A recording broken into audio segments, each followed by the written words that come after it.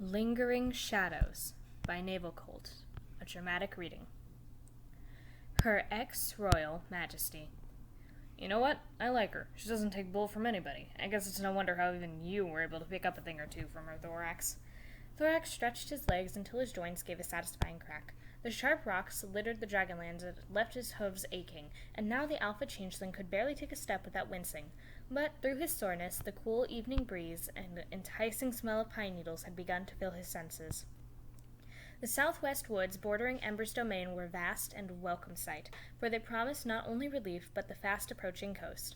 The Elysian Strait, separating the hive from the Dragonlands, was daunting, but it was a trip Thorax's hooves would not have to suffer. She has to be tough, leading a species like the dragons, Thorax finally replied, turning to grab his brother's attention. I've really come to respect not only her tenacity, but also her wisdom. There's a lot more to her than meets the eye. Yeah, I take back what I said this morning. I think we could be excellent allies with the dragons, Pharynx said with a smirk. I completely identify with their whole don't touch my stuff because I will end you attitude. Thorax chuckled. I had a feeling you'd hit it off with the dragons really well. That's why I'm glad you came along with me. I've wanted to introduce you to Ember for quite a while anyway. Pharynx tempered a smirk. Still, I can't believe how friendly she is with you. You can scarcely make friends with the changelings before you left the hive, and now you're befriending dragons? Did you conveniently leave out your alias as King Cuttlebug, his lordship of touchy-feely nonsense? Pharynx's grin escalated at the sight of his little brother's taut brow. I mean, that's what I'd have done, he continued. I hear that guy took all the fun out of feeding and replaced hunting with cuddle parties and sharing feelings. What a dork. The brow signaled an exaggerated roll of his violet eyes, and Thorax huffed a sigh. Boy, you really will get along with the dragons. You've got the juvenile teasing down and everything. Thorax's thought was punctuated by a mocking mimic of his own voice. A benign growl accompanied a snort. I know you're just trying to get me to react, and it won't work. Quite the little hatcher, aren't you? I think the kitten meow deserves an honorable mention alongside the defiant proclamation. Sometimes I wonder if you rolled into my clutch on purpose as an egg just to make me miserable. A dry laugh cracked the air. Why, hello, Pharynx's brother. I'm Pharynx. Let me explain to you what my purpose in life is. Thorax pressed a hoof to his forehead. If he was lucky, a magical portal would open up from it and send him to his bed burrow. Can we please just focus on reaching the coast and getting over the strait? At this rate, we won't even get back till morning. You might enjoy the dragon's rowdiness, but it tires me out, and you know I'm going to get woken up at the crack of dawn by nymphs.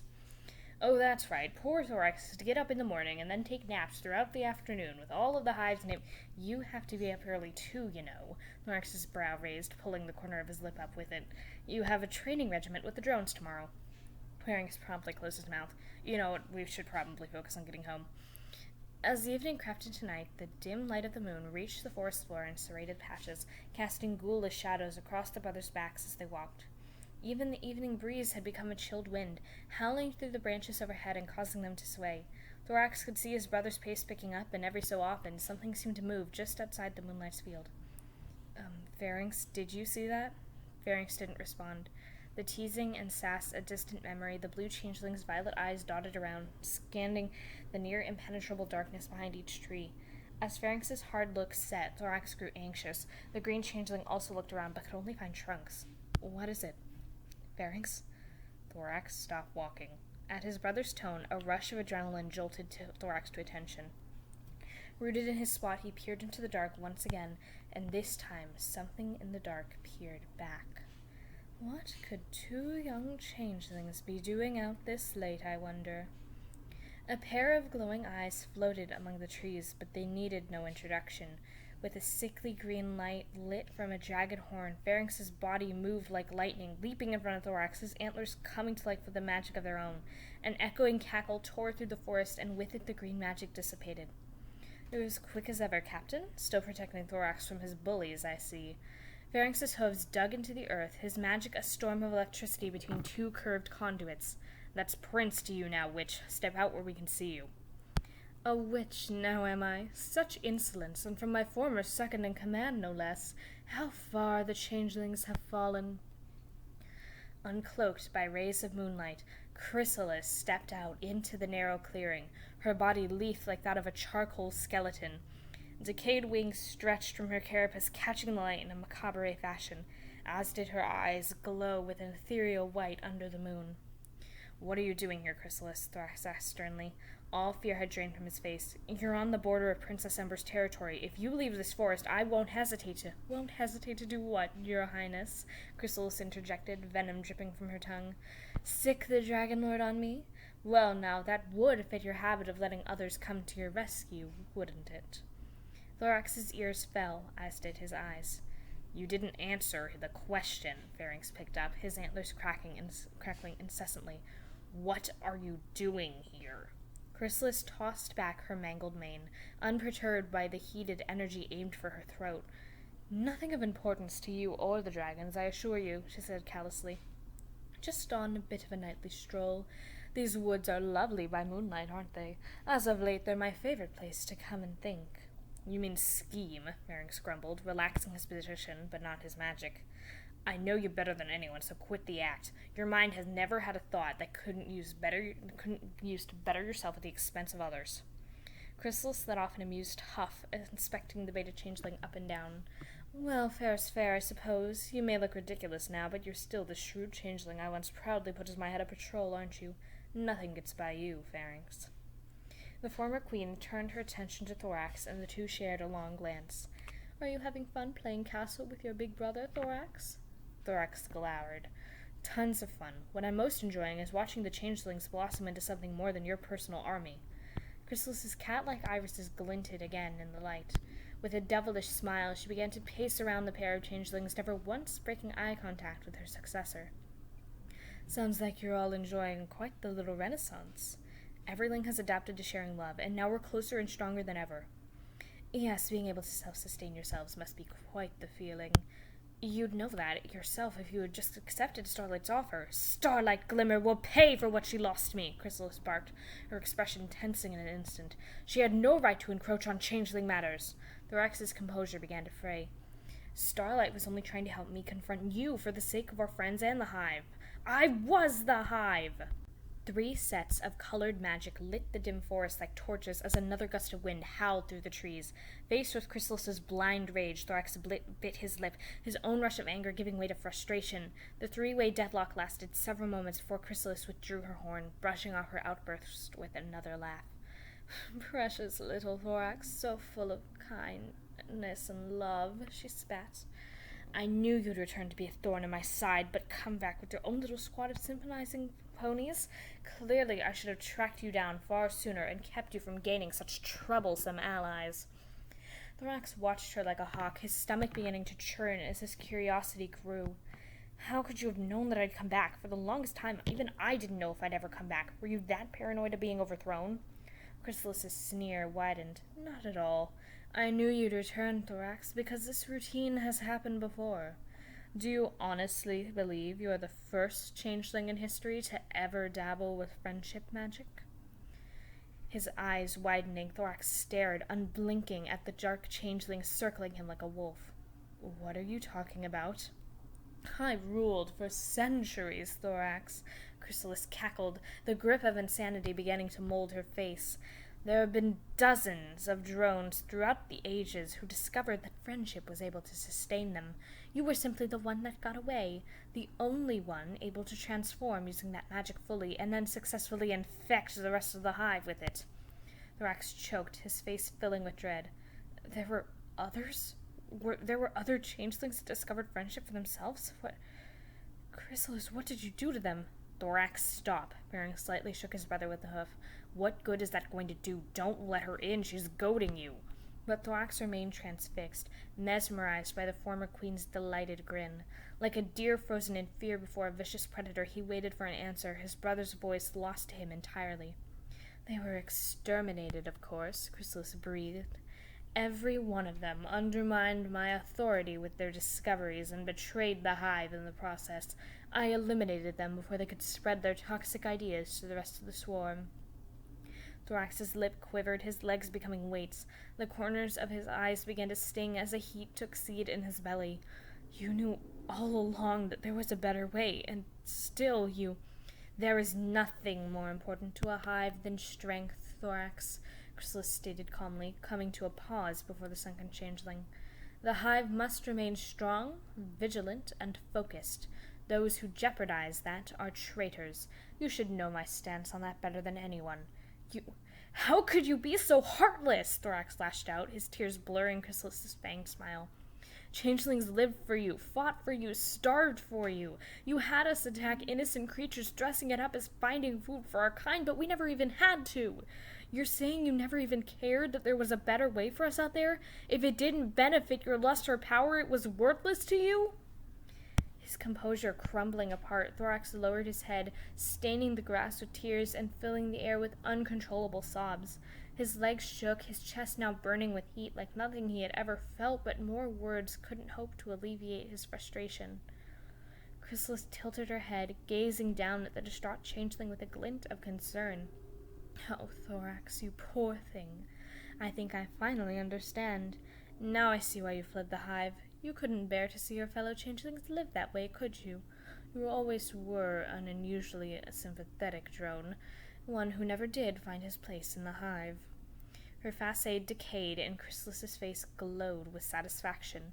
She raised her hoof to pick up Thorax's chin, but a flare of magic sailed by, stinging the tip. You've done enough, Pharynx hissed. I think it's about time you took your leave. Chrysalis's attention flickered from one changeling to the other, and she retreated her hoof. Please, spare me the bravado. If you were going to attack me, you would have done it by now. You can't risk leaving yourself open by making the first move, not when you have your dear little brother to protect as well.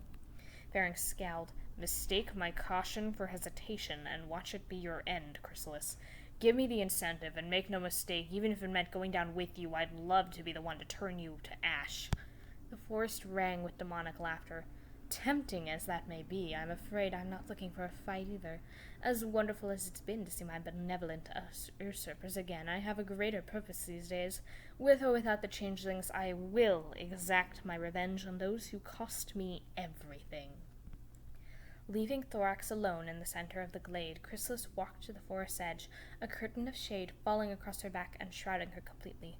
She paused, turning to face the brothers one final time as her horn ignited in the dark. After I put Starlight Glimmer and her friends in their place, maybe I can give you that challenge, Pharynx. And then, who knows, perhaps it isn't too late for the rightful queen of the changelings to re-establish her place as well. Just as the words left her tongue, a blinding flash filled the clearing, and Chrysalis was blown off her hooves. Slamming into a far tree, the changeling slumped to the ground like a mangled spider, her mane obscuring her face. Toppled from her head, her crown lay by a pile of fallen leaves. I will never let you near them, ever again, Thorax shouted, shaking violently, but resolute in the display of power contained between his antlers. Even with tears trailing down his cheeks, his raw emotion had Pharynx at a loss for words. The crown is no longer yours, Chrysalis, and neither are the changelings. You have no right to them. The forest grew still. A single eye opened through the veil of her hair, and Chrysalis slowly picked herself back up. For once, no sneer or smirk crossed her face, and no glint shone in her eyes. She stared at Thorax with a sliver of shock, his silent fury weighing on the air itself. You continue to surprise me, Thorax, she uttered, at last, egregiously snapping a neck joint back into place before reigniting her horn. It looks to me like her little transformation did more for you than disgrace your heritage. To think that same fragile little drone would actually manage to hurt me. I dare say I'm impressed. The fallen crown was seized by green magic, and the grass beneath Chrysalis's hooves erupted into even brighter green flames, hazing her body from view and projecting ghoulish shadows across the surrounding trees. Wiping his face of hot tears, Thorax glanced at Pharynx, and together the brothers watched as the raging inferno consumed their former queen. I'm more eager than ever to see where the future takes us, boys. For the time being, though, it's late, and I have plans that need tending to. Fading like a dying candle, the lapping emerald flames starved into a burnt patch of dirt. Chrysalis had vanished, as did her voice escape with the wind. The forest grew calm and serene, just as it had been not even 10 minutes prior. All that remained was Thorax, quietly sitting alone, and Pharynx, recovering from what had just transpired. Thorax, that was amazing, Pharynx exclaimed, examining the chrysalis-sized dent in the far tree with a grin bursting with pride. You completely bodied her, and did you see her take off? She was a tossed rag doll. You absolutely... Pharynx's train of thought came to a screeching halt. his memory catching up with his excitement. Sitting back on his haunches, Thorax was staring at the grass by his hooves, silent tears flowing strong. Now and again he gave a weak sniff, rubbing his face with the hoof. With a soft exhale, Pharynx sat down by his side, and without a word, encouraged the bigger changeling to lean against him. Thorax's shed tears now ran down his brother's triton, glistening as they dropped to the ground. Pharynx, I feel so much resentment for her, it's frustrating. It's called hate, Thorax. It's all right, you can say it. She deserves every ounce of it. If she was telling the truth, then changelings lost their lives just for wanting to make friends with their changelings. I never assumed she tells the truth about anything, but I know. That wasn't easy to hear. That could have been me, Pharynx, if I hadn't fled the hive when I did. Pharynx rested his snout against his brother's head. Don't be ridiculous. I'd have turned traitor, built a resistance, and overthrown her myself if she so much as tried to hurt you.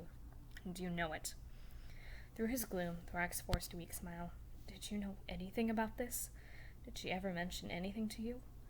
Pharynx's eyes ventured to the burnt mound of dirt, a stain in an otherwise immaculate forest. I knew about her attitude towards those who betrayed her, but I never heard about this before. Assuming she wasn't just trying to mess with you, I'm guessing the last time a changeling got glittery wings for sharing friendship magic was before you and I were ever born. I don't want to believe her, you know, Thorax began, his words mumbled by Pharynx's shoulder. You're right. I shouldn't let her get to me. It just seems like every time I try to forget about her, try to move on from her past, she comes back and shows me how things could have been so much worse than I thought. She's nothing if not determined. But Thorax, honestly, what does it really matter? Pharynx countered, waiting for his little brother to meet his gaze before continuing. Whatever Chrysalis did or didn't do is behind us now. You said it yourself.